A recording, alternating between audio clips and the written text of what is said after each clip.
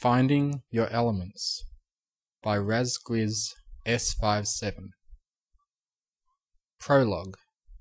As with every day, the sun hung high above Equestria to shower the earth below with its glistening rays of light. However, today was a special day. The sun wasn't its usual vibrant yellow. It didn't shine so brightly, and much like a dog waiting for a master that would never return, it gave no indication that today was a day to be as pleasant as those before. For one pony in particular, this was a day for memories. Princess Celestia sat on her haunches at the foot of a bed, watching the steady rise and fall of the blankets that concealed its occupant. The predictable beeping pattern of the heart monitor was the only break in the utter silence of the hospital room, if not the entire hospital itself. As with any given location that had the princess's presence, guards were sanctioned around every corner.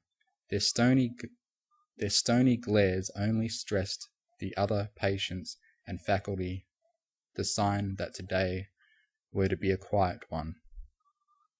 Twilight Sparkle stirred awake with a light cough. The heart monitor gave a small beep of instability before returning to its regular pattern. Celestia trotted over to the left side of the bed her student was twisting in. The alicorn gently rested her head across the aged neck of the unicorn, whose fidgeting stopped immediately as the warmth of another equine absorbed into her wrinkled skin. "Princess?" Twilight was able to say before coughing again. "Is that you?" "Yes, my dearest friend. I never left your side," she replied with a warm smile. The reassuring response of the princess's soft, melancholy tone echoed off the walls to the faintest degree. Twilight's lips quivered until a smile of her own was slowly dragged across her face. Her ears twitched with every breath the princess made, a soothing and rhythmic beat that made the oddest yet most enjoyable sequence along with the metronome of the heart monitor. Twilight pushed out with her hooves against the bed covers, popping her aged joints while trying to get slightly more comfortable. Slowly she opened her eyelids, exposing her cloudy irises that stared off into oblivion. Princess Celestia raised the burden of her head off the fatigued unicorn. Twilight's eyes gazed at the opposite wall of the room, where orange light slowly seeped in through the window blinds.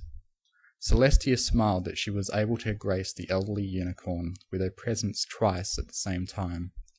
"Princess," Twilight began, her focus nowhere near its intended target, "I thought you went back to Canterlot." Celestia solemnly smiled. "I'm over here, Twilight." Twilight bit her lip and let loose a small giggle. Her body twisted again as she rolled onto her back.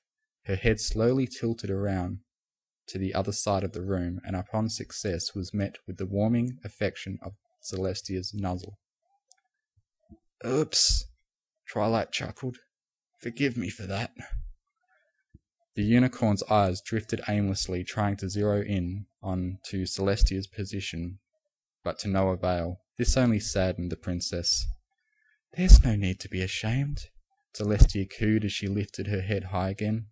Twilight was able to pinpoint the princess by her voice, and her eyes snapped to her location. She gave a loose, slightly embarrassed smirk at her mentor before it was rudely interrupted by another hoarse cough.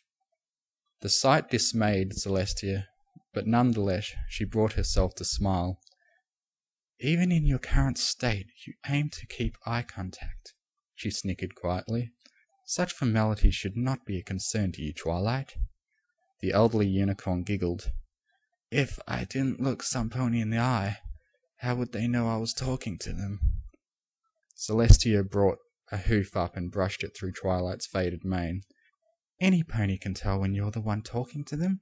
Celestia's words lost their meaning as the milky eyes of her student watched without melody. A small tear was brought to her eyes as she watched Twilight continue to try and keep a connection with the outside world. "Your eyes might not be what they once were," the alicorn said softly, "but your ears are still at the apex of their functionality. Use them." "I don't have much of a choice," Twilight sighed, "though ever since I lost my vision, My hearing's been amplified tenfold. It's surprising, really. Now that I don't have to focus on putting together sounds with images, I can hear more clearly than I ever could before." Celestia smiled. "But, just like any good story, you can still assemble images in your mind." Twilight giggled between a fit of coughs. "And now, I'm imagining you in a top hat." The princess contributed with a snicker of her own. The atmosphere of the room warmed slightly as the sun began its soft descent. More light seeped in through the window blinds, and illuminated the room with all the warmth the heavenly body could muster. Celestia's heart burned just as sincere, basking the entirety of the room with the glowing comfort of her presence. An awkward silence followed as Twilight brought her head up to uselessly scan the room. She sighed as she set it back on her pillow. "Are my friends not here?" Celestia's spirits sank a tad as the heart monitor beeped irregularly for a second. Her eyes met the dead yet lively ones of the unicorn who lay in bed, looking up to the alicorn, awaiting a response. She sighed in defeat. "No, they are not here." With those words, the heart monitor erratically skipped a beat before returning to its monotonous tempo. Twilight's ears drooped to the sides of her head, and she sunk into a cot, dragging the blanket upwards near her muzzle. "Oh," was all she could muster to say. "But don't fret, Twilight," Celestia tried to reassure, apparently successful too, as Twilight's ears suddenly perked up. "I have notified them all about your condition, and I'm sure they are wasting no time to come and visit you. Your friends aren't as young as they used to be, so give them time." Twilight eased up and smiled. The blanket slid back down to its original position and rested softly against her chest. "I suppose," Twilight mused, fighting back another cough, "time might not be something I have any more. None of us are young any more. Well, except for you, of course, Princess." Celestia took the compliment with half a heart. Being an undying deity meant that she lived with the burden of life while generations of friends moved on without her, and now it was almost time for history to repeat itself. Trickling memories like an overflowing dam began to flow into her mind. Her past students, friends, and other subjects made a profound image within her subconscious, laughing and merrily enjoying each other's company without the liability of time to restrain them, and soon Twilight would be joining them in their loving embrace. Another tear streaked down Celestia's cheek. Twilight, oblivious to her mentor's condition, gaily looked in the general direction, yet slightly to the right. The alicorn frowned, compensating by shuffling across the floor until Twilight's eyes were looking at her own. The seconds tickled onwards like a metronome, drowned out only by the electronic beats of the annoying yet essential machine in the corner of the room. Celestia dared a weary smile, keen to change the subject before it got out of hoof. "Perhaps I should tell you a story to pass the time." Twilight looked thoughtful. "I think I'd like that. What kind of story?" The princess pondered for a second. "Why not a story about the elements of harmony?" The lavender unicorn quizzically raised a brow. Celestia giggled at the naive, questioning look she was receiving. "Sorry to disappoint you, Princess, but I already know that one." Celestia shook her head. "Oh no, I mean the story one would never find in a book." All skepticism in Twilight's expression faded, replaced by the most enthusiastic grin the unicorn could manage. Celestia took her reaction as a sign to move forward. She chuckled slightly to herself. "This is the story of how the elements of harmony came to be, and I'm not talking about the jewelry that's currently gathering dust. I'm talking about you, Twilight Sparkle, and how your friends came to be the bearers of the elements." The grin on Twilight's face grew. "I think I might like to hear that," she intrigued. "It'd be interesting to know how we became the elements." Chapter 1. Magic. Twilight coughed. "So where are we going to start?" the aged unicorn asked before returning into another fit. Her ears had been twitching slightly with every bit of noise heard, whether it be her own or Celestia's. but oddly, the only exception was the heart monitor. Twilight had already suppressed the machine's annoying rhythmic beats in preparation for the story ahead. Celestia looked thoughtful. Perhaps we should go in order, from the first encounter to the last. Twilight gave a light nod at the idea. That would probably be best. Who did you come across first? Celestia leaned forward over the bed and nuzzled her student.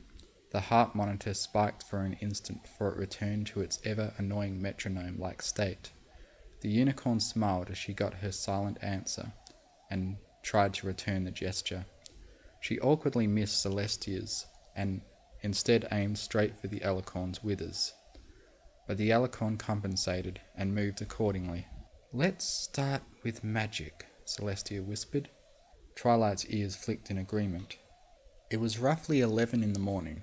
The sun was already in its familiar spot high above Equestria, whose land eagerly soaked up the gracious rays of light like a sponge. Princess Celestia was also enjoying the light she provided, sitting in the Canterlot Castle gardens at the edge of a pond, deeply absorbed in a book. A multicoloured hummingbird swooped by for an instant and came precariously close to the surface of the water, but it pulled out of its dive right before things could have turned ugly. Celestia glanced upwards from her text for an instant to watch the bird's aerodynamic feats, almost as if it was showing off. The unicorn smiled and returned to the book that eagerly clawed for her attention. Oh, reading words was so much more pleasurable to her than writing them, especially when they had nothing to do with politics, which is something she tackled on a regular basis in the form of a literal mountain of paperwork. Right now she was enjoying the latest adventures of Daring Do and the Medallion of Shadows, to be precise. What? A princess can appreciate a good story, and knows one when she sees one.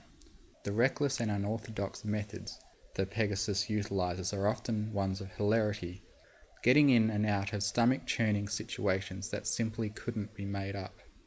She'd have to meet this adventurer sometime, perhaps at her next book signing, wherever that was. She made a mental note to find out if Canterlot was one of the places Daring intended on visiting any time soon. Princess Celestia, a gruff voice called out from afar, a voice that would normally be inaudible, yet was easily heard over the tranquillity of the gardens. Celestia sighed, bookmarking her space in the novel and closing it shut. She never could escape the interruptions, could she? The gracious alicorn craned her neck around to see where the commotion was coming from. What she saw was a unicorn guard, trotting up the path to her with impeccable speed, a look of stark determination in his eyes and a bit of worry too. The alicorn immediately deduced that he had good reasons to interfere with her me time. Princess Celestia, the guard said again between gasps for breath, there's been an incident. A hint of sunlight bounced off Celestia's headpiece, flashing the guard's eyes as he squinted away. He took the subtle hint to continue with his address. At the School for Gifted Unicorns, entrance exams were underway and there's been a accident of sorts. By what I know is still going on as we speak. The princess raised a skeptical eyebrow. What sort of accident? Is it nothing my guard's ponies can manage? The guard shook his head and went to reply verbally, but an ear-shattering crash echoed through the complex, transpired to interrupt him.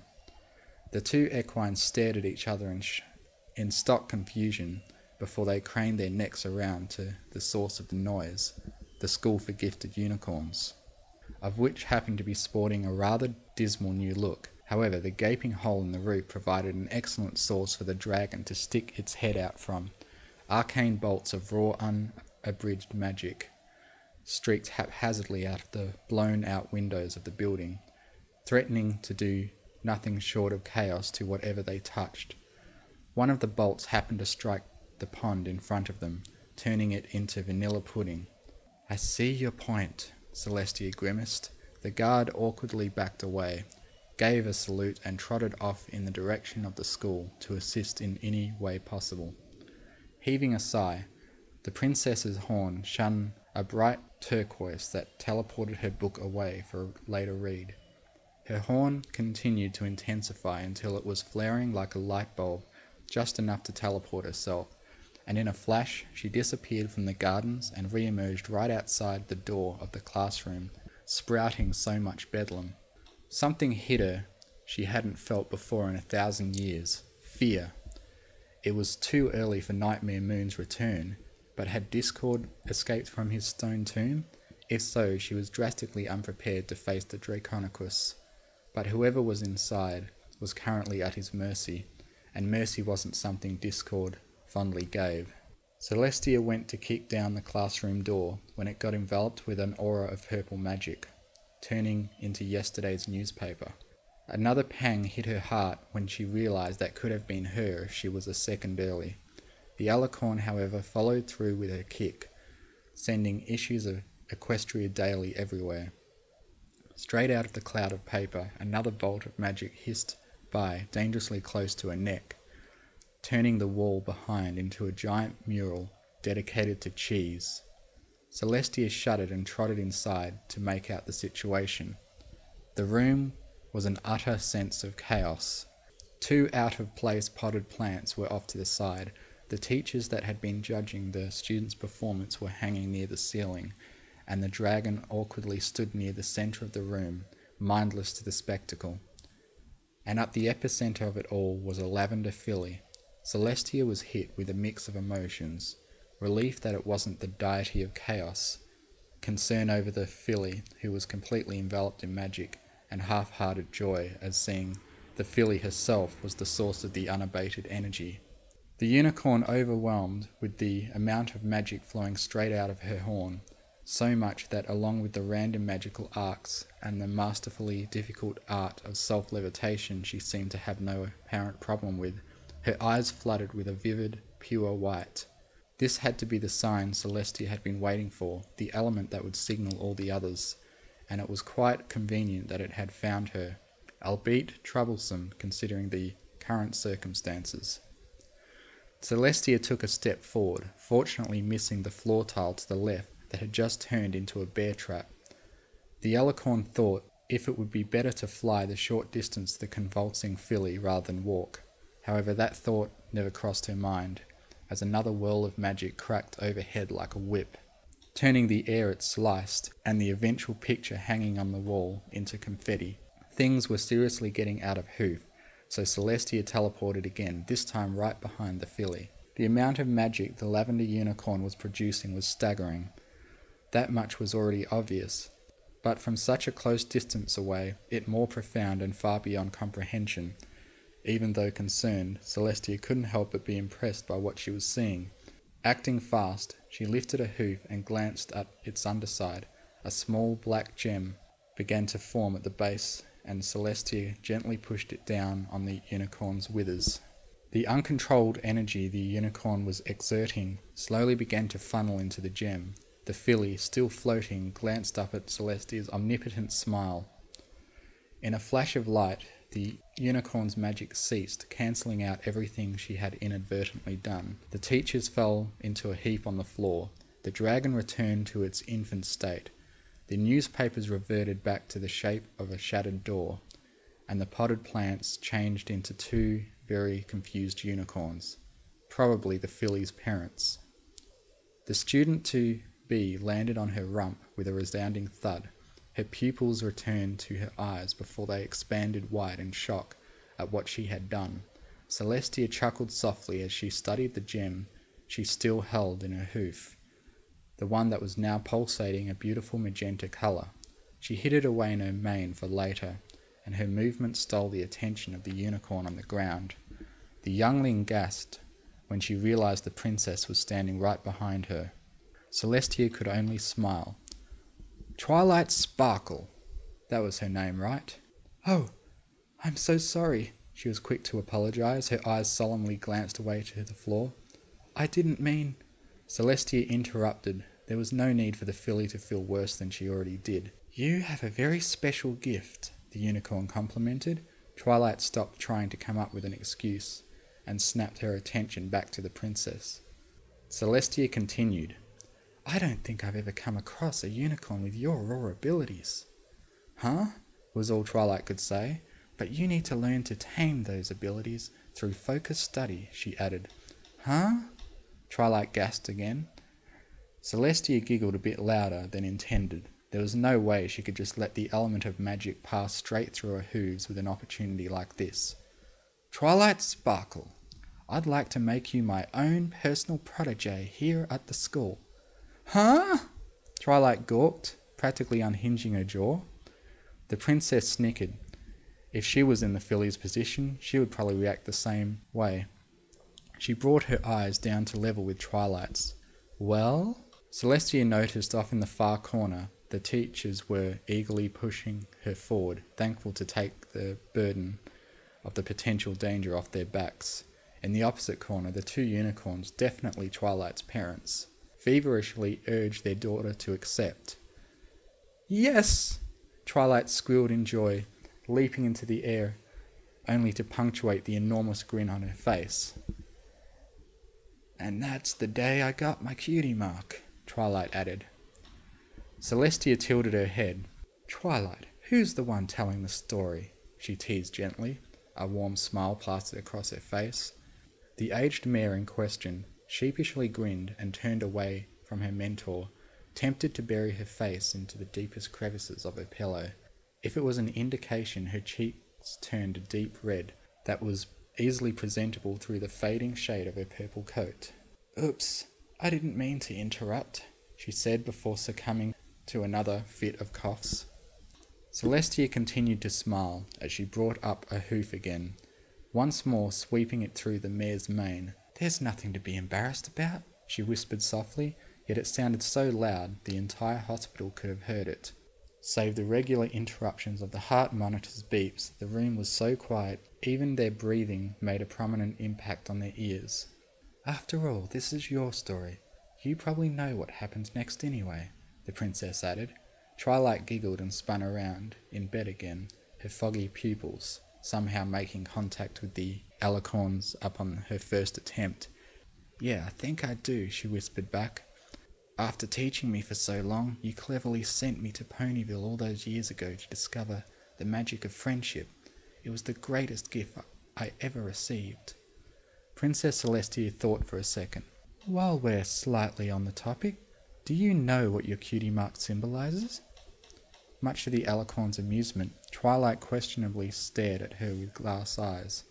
It means my special talent is magic. Celestia snickered. Well, yes, it does, she rolled her eyes. But it means something more. Twilight's flabbergasted confusion was one of the most adorable faces the deity had ever seen. Fortunately for her, she's seen it several times over the past decades. Celestia interpreted the bemused expression to continue. You see, Twilight, your cutie mark symbolizes the elements of harmony themselves. The 5 outer stars that surround the centralized one represent the other elements, while the larger one itself is the unity between them. The magic of friendship is that bind. As the seconds ticked by, her words resonated in Twilight's mind as the mental gears assembled their meaning. Twilight slowly began to understand what they meant, and grinned so wide she should have split her face in two. I might be exceptional at magic, but that isn't my special talent, is it? She said in a curious tone. It's making friends. I'm a little surprised you didn't see this revelation earlier, Celestia said with a nod. Even though the unicorn couldn't see the motion, she easily imagined her mentor doing so. Twilight continued to smile. And I got my cutie mark the day I made my best friend, didn't I? Somehow, those words found their way into Celestia's heart, set up camp, and refused to leave. A small tear began to form in the corner of her eye as she tried to think of something to say. She's had countless friends over the centuries she's lived, yet Celestia always avoided calling some of her friends the best. Oh, how the alicorn just hated choosing between ponies, and above all else, she hated lying to them. Her thoughts were interrupted by a tight squeeze around her neck. Celestia snapped her head in surprise and glanced downwards, and the sight only brought more tears to her eyes. Somehow, Twilight Sparkle found the strength to sit up and was currently holding the princess in a hugging embrace. Slightly trembling, she returned the favour with a hoof over the withers and nuzzled her snout against her students. The seconds turned to minutes as the clock moved onwards, punctuated with every tick by the heart monitor whose constant beeps now seemed like a blessing. Slowly but surely, Celestia lowered Twilight back down into bed, resting the unicorn's head on the soft pillow. "Yes," Celestia said sweetly as the two equines reluctantly parted. "Yes, you did."